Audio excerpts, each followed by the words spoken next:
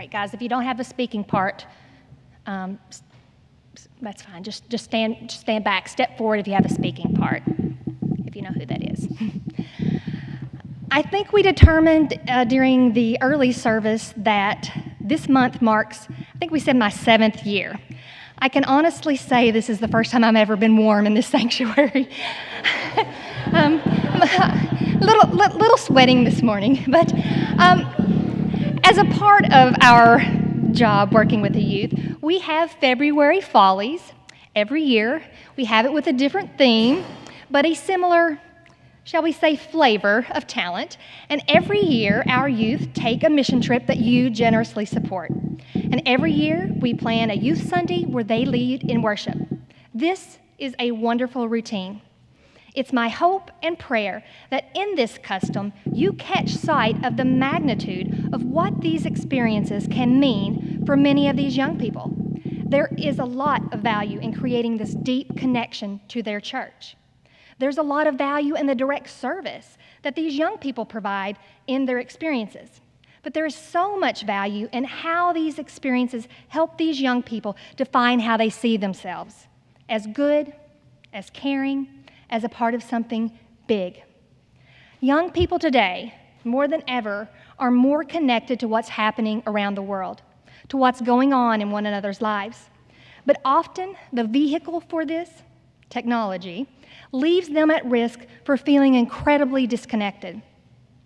Mission trips bring youth groups together. They ride together. They play games together.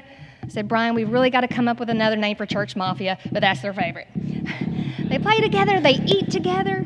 They stay up too late together. They get up so tired together. Together. It's a really important word. Shared experiences become a bond, bonding students in better relationships with one another, bonding their sense of adventure with God, their stretched comfort zones, and their desire to serve. Mission trips also broaden our young people's perspectives. They might know a lot about what's going on in the world, but have they really considered what it's like to ask for help when they need food to eat?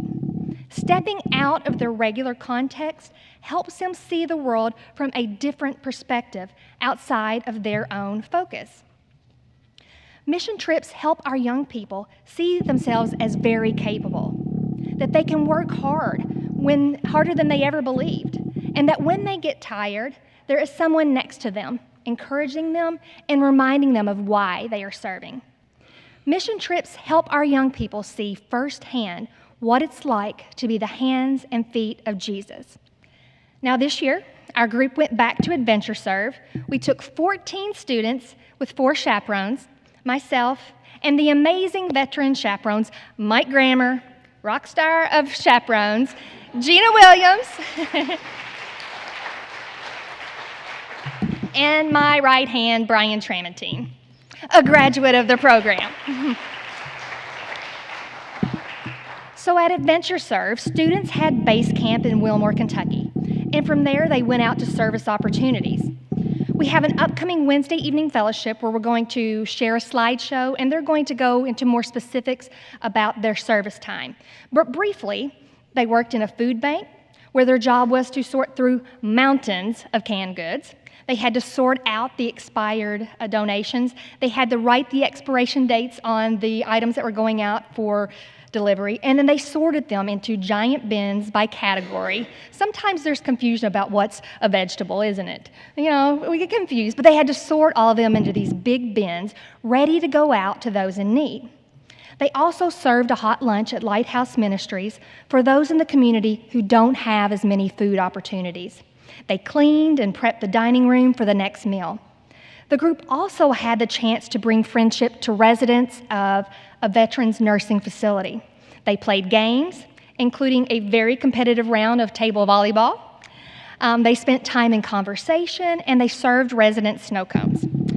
The service opportunities were connected to a devotion time and to worship, and it focused on the theme of righteousness. Adventure Serve staff, they offer what they call seed thought devotionals, where a seed is planted before their service time to give the students something to think about during that. The theme was righteousness.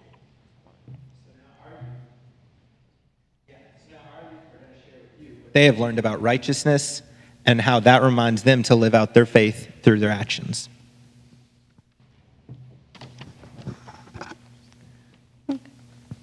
None of us are perfect, right? But righteousness is about being found blameless by God. Our focus at Adventure Serve was on trying to develop right relationships with God, with ourselves, with others, and with creation. Righteousness goes hand in hand with actions of love. Faith by itself isn't much if we're not living it out in our lives. Jesus explains that the greatest commandments are to love God and to show others as yourself. The foundation of righteous life is a right relationship with God that comes through understanding the teachings of Jesus. We want to be right with God. We need to be right with ourselves because we cannot love others as ourselves unless we first love who we are. We are God's beloved. God calls us to love, and relationships are where love happens. Living in right relationships means that we try to relate to people in the way that truly reflect God. We want to be right with others. Humans are special in creation, and we are to live in a way that lets all creation reveal and praise God. We want to be right with God's creation. So a life that is righteous is a life that lives in right relationships with God, self, others, and all creation. Join us in seeking righteousness.